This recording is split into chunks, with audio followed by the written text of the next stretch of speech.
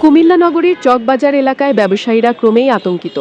এলাকায় দাপট বিস্তার করছেন রুবেল নামে একজন চাঁদাবাজ, যিনি হুমকি ও চাপের মাধ্যমে নিয়মিত ব্যবসায়ীদের কাছ থেকে অর্থ আদায় করছেন।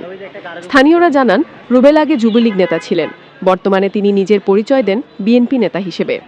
ব্যবসায়ীরা অভিযোগ, টাকা না দিলে রুবেল হুমকি দিয়ে ব্যবসায় বাধাগ্রস্ত করেন। একজন ব্যবসায়ী নাম প্রকাশ না করার শর্তে বলেন, প্রতিদিনই হুমকি ধমকির মুখোমুখি হচ্ছি, টাকা দিতে না পারলে ব্যবসায় বাধা আসে, আমরা নিরাপদ বোধ করি না।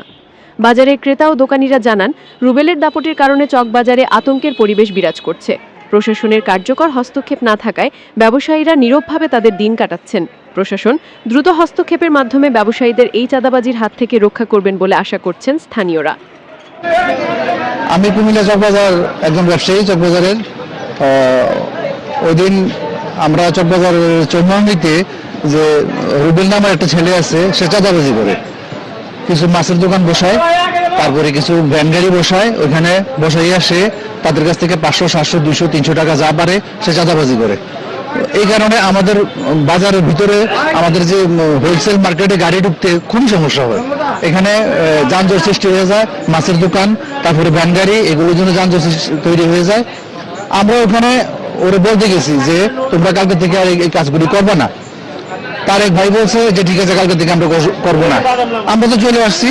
কিছুক্ষণ পরে সে চকবাজার ভিতরে আসে মোটরসাইকেল নিয়ে, মোটরসাইকেলটা রাস্তার মাঝখানে সে রেখে সে রাস্তা ব্লক করে দিয়া সে আমাদের সভাপতি সাহেব এবং সভাপতি সাহেবের ভাতিজা গোলাম সামদানি সুমন, ওকে আমার সামনেই মানে হস্তমস্ত গালিগালা শুরু করে দেয় রাস্তার মধ্যে দাঁড়াইয়া। তারপরে আমরা তার বিরুদ্ধে অনেক অভিযোগ আছে, তারপরে চাঁদাবাজির অভিযোগ আছে, তার পারিবারিকভাবেও তার স্ত্রীর সবজি ওর নামে মামলা টামলা করছে। আচ্ছা যাক, ওইগুলি তো আমাদের জানা দরকার নেই। আমাদের কথা হচ্ছে আমরা যাতে সুন্দরভাবে ব্যবসা করতে পারি, চাঁদাবাজিদের আশ্রয়ে আমরা ব্যবসা করতে চাই না। 5ই আগস্টের আগে সে ছিল আওয়ামী লীগের লোক, 5ই আগস্টের পরে সে হয়ে গেছে বিএনপির লোক। তারপরে সে বিএনপির একটা অফিস করছে, একটা ক্লাব করছে চকবাজার ক্লাব নামে, ওই ক্লাবের ইয়ে দিয়ে সে এখানে চাঁদাবাজি শুরু করে দিচ্ছে।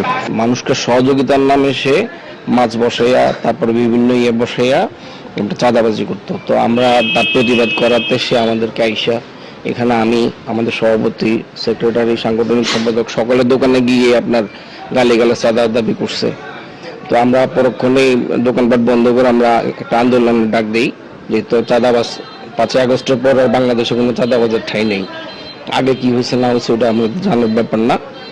তো তারপর আমরা এটা প্রতিবাদ করি। এখন দেখা যাচ্ছে যে আমরা তো নিজেরও তো একটু কি বলে এটাকে এই আনসেফ মনে করতেছি, নিরাপত্তাহীনতায় ভুগতেছি, কারণ এখন পর্যন্ত সে অ্যারেস্ট হয় নাই। কারণ ওরা সন্ত্রাসী, যে কোনো সময় দিয়ে কোনো কিছু করতে পারে। আমরা থানাদারদের অভিযোগ করছি, পুলিশ বলছে ওনাদেরকে গ্রেফতারের চেষ্টা চালাচ্ছে। আমরা গতকালকে আমরা কথা বলছি যে আমরা চেষ্টা করতেছি ওকে অ্যারেস্ট করার। তা আপনার মাধ্যমে আমরা প্রশাসনের কাছে দাবি জানাচ্ছি যাতে দ্রুত তাকে আইনের আওতায় আনে। 5ই আগস্টের পরে হঠাৎ করে কিছু চাঁদাবাজির উত্থান ওঠে। আমরা এই চাঁদাবাজির সমাজ থেকে আমরা আমাদের মুক্তি চাই। আমরা চাই না শুধু চকবাজার না, সারা বাংলাদেশে এই চাঁদাবাজিতে কোথাও কারো ঠাঁই না হয়। Desk report, TV 21।